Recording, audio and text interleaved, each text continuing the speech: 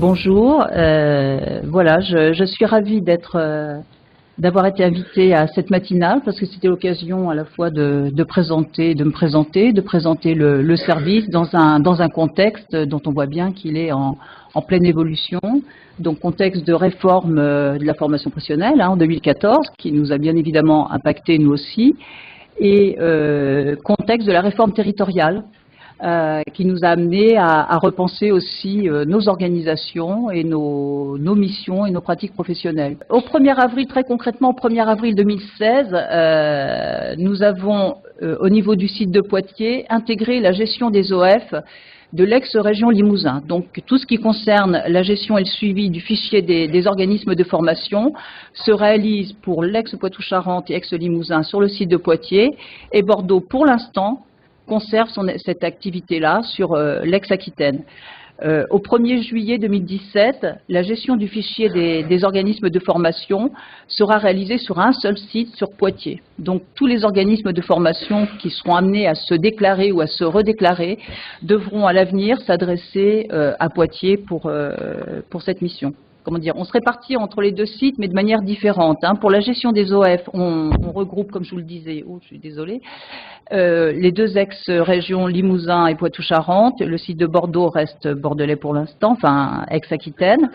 Et pour la mission de contrôle, donc ça serait grosso modo la même répartition, sauf que le département de la Corrèze rentre dans le champ de compétences de ce qu'on appelle la zone sud. Une mission de contrôle, donc à la fois un contrôle administratif et financier, des fonds de la formation professionnelle et de l'apprentissage qui sont gérés par différentes structures. Donc on est amené à contrôler des organismes de formation, des entreprises, des CFA, enfin la liste qui est indiquée ici, les OCTA quand il y en avait plusieurs. Aujourd'hui, demain il n'y aura plus qu'un OCTA régional, le FONGECIF, OPCALIA, les structures d'accueil, centres de bilan et les OPCA. Mais les OPCA, nous ne les contrôlons pas en direct, nous ne prenons pas l'initiative de contrôler les OPCA en région. C'est une initiative, une décision qui relève de la MOC, mission organisation des contrôles à la DGEFP, et les services régionaux de contrôle peuvent venir en appui de la DGEFP dans le cadre de ces contrôles. Le plan de contrôle, ça peut vous intéresser, savoir comment il est fait. Il est établi à partir d'orientations qui nous sont données par le niveau national. Et donc ces orientations sont prioritaires pour nous, mais notre plan de contrôle est complété de signalements des financeurs, donc des OPCA, Pôle emploi, région, etc. Également de nos collègues en unité départementale. Les collègues en inspection peuvent avoir relevé certains dysfonctionnements et nous le signaler. De plaintes de stagiaires, d'autres OF, qui gentiment nous signalent que le voisin n'est pas tip-top. Ceci dit, on ne retient pas tous les signalements. Il ne suffit pas qu'un stagiaire vienne tirer la sonnette en disant « ça va pas, j'ai pas eu mon diplôme, la formation est nulle ». Il faudrait qu'on en ait quand même un certain nombre pour pouvoir en tenir compte. Un seul signalement n'est pas suffisant. Et par ailleurs, on a bon nombre de signalements qui ne relèvent pas en fait de notre compétence, mais qu'on réoriente soit sur l'inspection du travail. L'URACTI, c'est une unité de contrôle travail illégal de nos collègues de la concurrence, consommation, répression des fraudes, qui sont au sein de la même directe, de l'Agence régionale de la santé, l'éducation nationale, etc. On fait tout type de contrôle, de la plus petite structure, des petits élevages avec, à la plus importante, et on en a une très grosse, très grosse en région, des structures privées comme les publiques. Donc sur les financements, évidemment, ça se recoupe avec les structures qu'on peut contrôler. Donc on contrôle les fonds de la formation professionnelle, qu'ils soient publics ou paritaires, ou privés. Mais dans le cadre de contrôle de fonds privés, quand on en a dans un organisme, on ne peut faire qu'un contrôle qui porte sur le respect des obligations administratives. On ne peut pas procéder à des corrections financières. On ne peut plus, ça s'est fait pendant un temps encore récent, mais ce n'est plus possible. On ne peut pas faire reverser des montants qui seraient privés dans le cadre d'un contrôle. Alors ça, c'est important, parce que le contrôle que nous assurons n'est pas un contrôle de la qualité pédagogique. Alors très rapidement, le déroulement d'un contrôle, ça démarre toujours par un avis de contrôle à partir du plan qu'on a établi, le plan régional de contrôle et de nos orientations nationales. Après, derrière, c'est suivi d'un avis de contrôle qui est facultatif. On pourrait aller dans les organismes directement, toc toc, c'est le service régional de contrôle, on vient vérifier si tout va bien. On ne le fait pas parce que derrière, comme c'est un contrôle administratif et financier, il y a énormément de documents à voir. Et à pouvoir effectivement examiner sur place, et si on se déplace, que les gens sont pas là, ça sert à rien. Donc contrôle sur pièce ou sur place, on analyse l'ensemble des éléments recueillis, on procède par recoupement. Tout ce travail-là aboutit à un rapport de contrôle dans lequel on consigne les constats, tout ça avec une motivation bien sûr juridique et des conclusions. Après, on entre dans une période contradictoire, selon s'il y a, si c'est de simples observations, en règle générale, ça en reste là, hein, c'est consigné dans le rapport. Par contre, dès lors qu'on est sur un retrait de numéro de DA ou des rejets de dépenses, évidemment, là, il y a un petit peu plus de dialogue entre nos services. À l'issue de cette période contradictoire, on établit une décision préfectorale qui peut conduire évidemment à l'annulation, au rejet de dépenses et ou rejet de dépenses. Et après, bien sûr, les organismes contrôlés ont la possibilité de faire des recours et ça suit une procédure contentieuse, somme toute assez classique. Le contrôle administratif et financier porte sur l'ensemble des moyens financiers, techniques et pédagogiques mis en œuvre pour la formation professionnelle continue, donc à l'exclusion des qualités pédagogiques, ça j'insiste bien, sur toute ou partie de l'activité, des actions de formation et des dépenses de l'organisme sur une ou plusieurs années, maximum 3 ans. Aujourd'hui, et ça a été renforcé dans le cadre de la réforme de la formation professionnelle, les agents bénéficient d'un pouvoir d'investigation étendu avec un droit de communication qui nous permet d'obtenir tout un tas d'informations, de renseignements auprès de l'administration fiscale, des organismes de sécurité sociale, des financeurs au sens large, des employeurs, des prestataires de formation. Enfin bon, donc on peut aller interroger énormément de monde pour conduire notre mission de contrôle. Et on a également la possibilité de solliciter des avis ou des expertises auprès d'autorités publiques ou professionnelles. Parce qu'on n'a pas toujours la compétence et la capacité d'apprécier un certain nombre d'éléments qui sont d'ordre technique ou pédagogique. Et toutes pièces qui permettent d'établir l'origine des produits et des fonds reçus, ainsi que la nature et la réalité des dépenses exposées pour l'exercice des activités conduites en matière de formation professionnelle. Donc, il faut vraiment, je vous invite à garder un maximum d'éléments, de preuves, enfin, de documents qu'on pourrait vous demander en cas de contrôle. Il faut que vous soyez en capacité de nous justifier le rattachement et le bien fondé des dépenses à une activité, bien sûr, de formation professionnelle, ainsi que la conformité d'utilisation des fonds aux dispositions légales régissant ces activités. Et si vous êtes dans l'incapacité, malheureusement, de répondre à ces aspects-là, eh bien, on va considérer que les actions n'ont pas été exécutées. Donc ça peut être quand même un peu radical comme décision, comme mesure. Donc vraiment, soyez très vigilants, mais de toute façon, encore une fois, dans le cadre du contrôle de service fait qui vous est demandé par les financeurs, j'imagine que vous conservez tous ces documents précieusement et finalement, on travaillera sur la base des mêmes documents. Tout ça, c'est des informations qu'on vous donne en amont. Donc vraiment, en plus, dans le guide des prestataires, on vous joint des modèles ou des cadres pour établir vos conventions. Je crois que le règlement intérieur, c'est pareil, on a dû mettre un document un peu type. Donc vraiment utiliser ces documents parce que là, j'ai envie de dire, vous êtes à peu près sécurisé dans les documents. Des prestations qui ne sont pas éligibles, qui sont hors formation professionnelle, tout ce qui est coaching, paramétrage informatique, etc.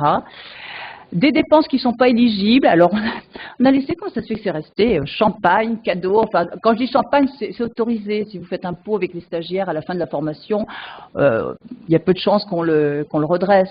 Mais par contre, si c'est 500 bouteilles de champagne, comme on a vu assez récemment, des places de foot en très très grand nombre, enfin des choses comme ça, on a du mal à rattacher ce type de dépenses à des dépenses de formation professionnelle.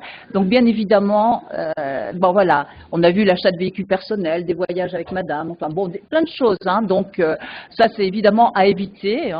Pour revenir rapidement, très rapidement, sur la qualité des formations et le contrôle de l'État, Donc, je redis, nous ne contrôlons pas les qualités pédagogiques, donc j'ai envie de dire le travail de contrôle sur ces aspects-là va relever des financeurs. Par contre, on peut être amené à contrôler les procédures adaptées, tout ce qui est audit, contrôle interne, etc., externe, qualité, mise en place par les OPCA et OPACIF, mais ça pourrait se faire dans le cadre de contrôles qui seraient décidés au niveau national et pour lesquels on serait sollicité pour apporter un appui au national. Et puis, dans le cadre de nos contrôles, on peut être amené à regarder le respect des engagements contractuels qualité qui ont été pris par les organismes vis-à-vis des financeurs. Voilà. Mais on n'a pas, nous, un contrôle spécifique sur ce champ-là. Mais on ne peut pas l'ignorer. On tiendra compte, bien sûr, des procédures, de référencement, enfin, tout ce que vous allez mettre en place. C'est important qu'on le maîtrise et qu'on le connaisse bien. On le dit à peu près, je sais pas, une centaine de fois par semaine. Voilà, je voudrais avoir un agrément, je viens pour ma demande d'agrément. Nous ne délivrons pas un agrément, c'est un numéro de déclaration d'activité. Donc c'est pour ça que je voulais dire, bon, je vais rappeler qu'il existe plein de procédures d'agrément, pour le coup, de labellisation, mais que nous, quand on délivre un numéro de déclaration d'activité, ce n'est pas un agrément. Pour illustrer l'activité du SRC en Nouvelle-Aquitaine, quelques chiffres. Alors, 5604 organismes de formation déclarés. Alors, en fait, il y en a plus. On en a plus. En cours, on tourne plus à 6500. Mais là, j'ai précisé après caducité. Parce qu'avec la caducité, pouf, au moment où on lance la caducité, le nombre d'OF chute considérablement et après se reconstitue jusqu'à la prochaine caducité. Donc en gestion directe, on est plus près de 6500 organismes. Niveau national, grosso modo, 85 000 organismes. 1168 nouvelles demandes, ça c'est ce qu'on a traité en 2016, dont 902 demandes qui ont été enregistrées et 266 refus. Donc nous faisons quand même, un tri, mais non pas parce qu'on est méchant, c'est parce que les gens demandent et parce que les prestations pour lesquelles ils sollicitent un numéro de déclaration d'activité ne relèvent pas de la formation professionnelle continue. Puis dans certains cas, c'est franchement très farfelu et pas toujours sérieux. Donc quand on peut vraiment refuser, de toute façon, on fait des refus motivés, on prend des décisions préfectorales, donc voilà. Nous allons vers un BPF simplifié pour 2017, un BPF qui sera en 2 pages. Jusqu'à maintenant, c'était un 4 pages. C'est un document qui normalement est à produire chaque année au 30 avril. La simplification porte essentiellement sur les caractéristiques de l'organisme et des formateurs, qui sont considérablement, qui sont réduites. Autre produit, il doit y avoir juste une rubrique qui est supprimée, mais ça reste à peu près identique à avant. Mais c'est surtout au niveau des charges, où là, il reste quasiment plus grand-chose. Dans la nouvelle version du BPF, les charges seront réduites au salaire des formateurs et achats et honoraires de prestations, c'est-à-dire 2 lignes. Et sur la partie pédagogique, c'est pareil, la simplification, elle réduit le nombre de spécialités que vous pouviez enregistrer à 5 spécialités. Alors c'est tout petit, mais le bilan simplifié, vous pourrez le récupérer sur le site qui est mentionné, là, service public, etc. Alors, je crois que c'est la seule page sur le BPF. J'ai appris hier, parce que je ne pensais pas que vous seriez concernés dès cette année, mais vraisemblablement, le bilan, vous aurez à le remplir sur la nouvelle application. Alors, compte tenu de la date à laquelle on est, des informations préalables qu'il faudra vous communiquer, il est prévu de vous envoyer, alors a priori c'est le niveau national qui s'en chargerait. C'est pas de chance, j'ai une réunion avec la DGEFP dans 2 jours, l'ensemble des chefs de service, et ils ont prévu de nous donner très précisément l'ensemble de ces informations. Tout n'est pas encore stabilisé, je les ai eu hier au téléphone, tout n'est pas encore complètement stabilisé, donc vraiment, moi je vais apprendre des choses jeudi, mais je ne peux pas vous communiquer aujourd'hui parce que je ne les ai pas. Mais très vraisemblablement, vous allez être destinataire d'un courrier février-mars, où vous allez avoir un certain nombre d'informations par rapport à vos obligations au regard de la saisie, enfin du remplissage, la complétude du bilan pédagogique et financier. Et d'ores et déjà, ça devrait être sur la nouvelle application qu'on est actuellement en train de roder nous-mêmes. Hein. Donc tout ça, ça me paraît un peu précipité. Donc il est fort à parier qu'il y aura un léger décalage dans la demande de bilan pédagogique et financier. Quand je vous ai parlé de la date du 30 avril, qui est celle qui est fixée dans le Code du travail, il est évident que vraisemblablement, on ne vous le demandera pas pour le 30 avril, mais peut-être plutôt pour le 30 juin. Mais tant que vous ne l'avez pas vu, tant que ce n'est pas écrit, tant qu'on ne vous l'a pas dit, vous ne le savez pas. Je vous le dis avec toutes les précautions d'usage parce qu'ils étaient vraiment en train d'essayer de voir pour calibrer au mieux. Nous-mêmes, on est en train de tester les nouvelles applications qui remplacent Pactol, parce que Pactol, c'était le système informatisé qui nous permettait de suivre votre activité. Demain, cette application Pactol, enfin demain, aujourd'hui, puisqu'on l'a déjà, on l'utilise, est remplacée par 3 applications en une seule. Donc, il y a mon activité formation, mon suivi de contrôle et mes collectes formation. Alors, donc, depuis le début novembre, pour ce qui nous concerne, l'activité de formation continue. Elle se fait donc sur ces 3 applications dont je commençais à vous parler, mon activité de formation, mes collectes de formation et mon suivi de contrôle. Ces applications, elles ont pour objectif d'améliorer le lien entre les 3 applications qui sont listées, mais aussi avec d'autres applications telles que Datadoc et autres. L'administrateur de l'application, à savoir la DGEFP. Donc, dans le premier courrier que vous allez recevoir là en février ou en mars ou au plus tard en avril, on vous donnera la DGEFP vous donnera des codes d'accès pour vous inscrire. Donc, des profils qui seront donnés à différents organismes, dont vous-même, un profil consultation, des profils agents de saisie qui sont plutôt pour les collègues en service région de contrôle et au niveau national. Les OF, donc vous aurez un droit d'accès, un accès à l'application Mon Activité, et exclusivement aux écrans suivants, la fiche d'identité de l'organisme, la déclaration d'activité avec un droit de consultation, pas de modification, et le bilan pédagogique et financier, ça on l'a déjà rapidement évoqué. Chaque organisme de formation aura une fiche d'identité unique. La fiche de l'organisme gardera toutes les DA, c'est ce que je vous disais tout à l'heure, elle gardera en mémoire tout l'historique et vos comment on dit, vos déplacements dans la région, c'est un peu compliqué. Vous aurez au maximum pour nous une DA à l'état actif sur la fiche, puisque l'entrée sera donc le numéro SIRAN. Donc même si vous avez plein d'établissements, il n'y aura un seul organisme déclaré. La fiche pourra être modifiée pour partie par vous et par nous, évidemment.